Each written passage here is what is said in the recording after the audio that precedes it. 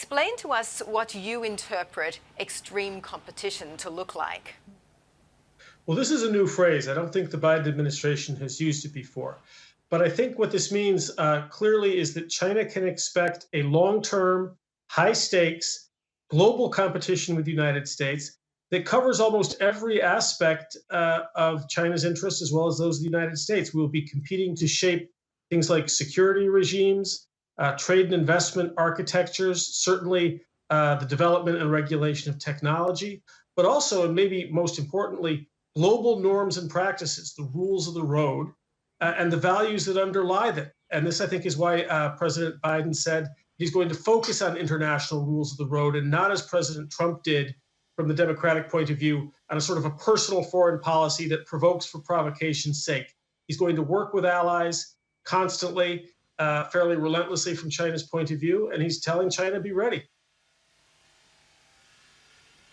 Talk is cheap, isn't it? And by saying it's going to hold Beijing accountable for abuses, whether it's of the international system or other things such as human rights abuses, how does the US actually hold Beijing accountable, and how is Beijing likely to react? Right. I don't think that President Biden said that he was going to hold them accountable in the speech today, but Secretary of State Blinken did make this point in his tweet following his discussion with Yang Jiechi a few days ago. And what President Trump seemed to mean when he said we're going to hold China accountable is that he seemed to speak as though the United States could get China to retract, to apologize for policies, or even to compensate other countries for the results of China's policies. This the United States cannot do.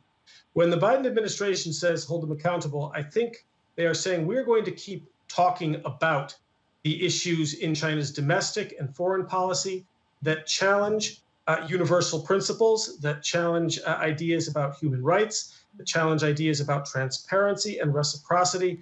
They are telling China that we are not going to back off of the critiques that China has been hearing really throughout US-China relations, but especially for the past 4 years.